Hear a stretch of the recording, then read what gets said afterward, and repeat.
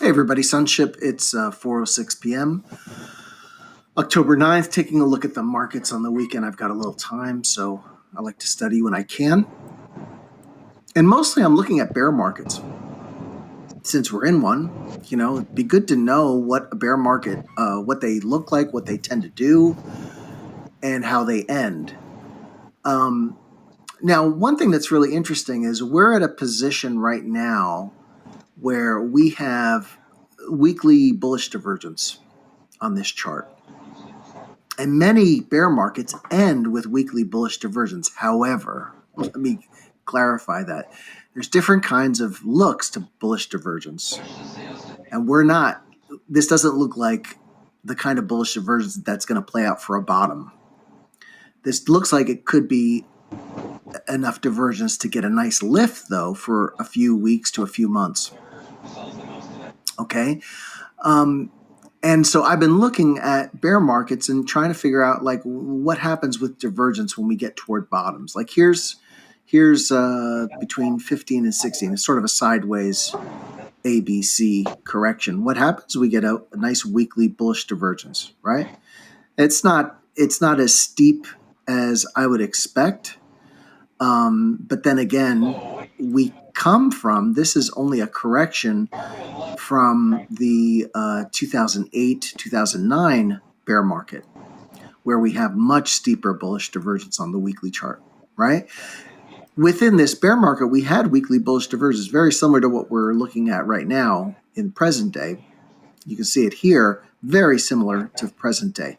And it was just a tiny rally. Let's measure it, see what the percentage was.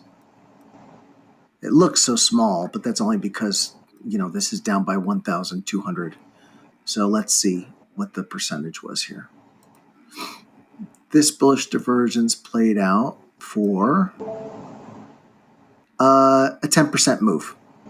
And I could see that in our present day, going up 300 plus points. I could see something like that happening. I did a post and I said, we have this inverted hammer candle on the weekly that often is it's a warning of a reversal. It doesn't mean it's going to reverse, but it's a warning of a reversal. It could be, but also not only that, but we're at the weekly Bollinger Band, close to the weekly Bollinger Band support. Where is the weekly Bollinger Band support? 35.37, so not that far away from it, 100 points. And we're at the 200 MA, which also isn't that far away. That's at basically 3,600 on the SPX on cash. That's what I'm looking at, the cash session. So we're close to those supports. We're at a support level, a structural support level. And by the way, I found in the major bear markets that I looked at that they all had structural supports. They had channels to watch, and I'll show you those. So we're at a structural support here. Anyway, just keep in mind that we may rally this week. We may have a surprise rally up to 3,900 and possibly even higher than that. It might go on for a few weeks. That's what happened in 2008 with a similar RSI setup. All right, nothing is ever exactly the same. That's the beauty of this. But you can get an idea of what might happen when you have similar setups. So here's where we were, similar RSI setup, actually a little flatter than where we are right now. So this only rallied for 10%. We could maybe rally 15, 20. It's possible, to go higher. But this wasn't the bottom, even though it's weekly bullish divergence. People are saying, it's weekly bullish divergence, and weekly bullish divergence means the bottom of the stock market. It depends on what it looks like.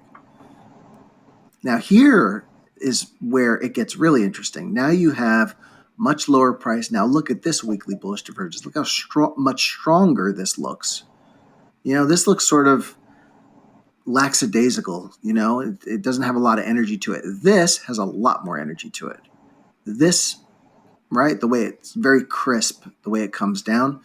And look at how cleanly this comes down and how cleanly this goes higher and the big jump from there, right? And then there was a channel here which they had lost.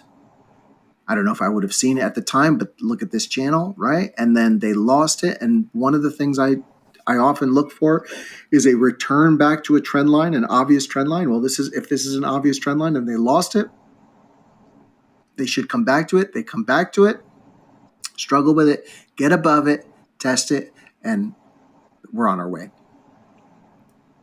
Okay? That was the last bear market low, is what I'm calling a bear market, because I don't consider COVID a bear market. It was too quick. But this one, going from 2007 to 2009, yeah, okay, it's enough time. Here's another one. This is the 2000 pop. This one also, look at the bottom here. Now this is a little different. These are equal lows and one slightly higher low. But look how steep the weekly RSI gets here.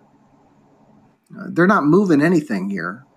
And probably some people thought this is consolidation before the move down, but the RSI would have told you, no, be careful. This RSI is extremely exaggerated to the upside with these basically equal lows.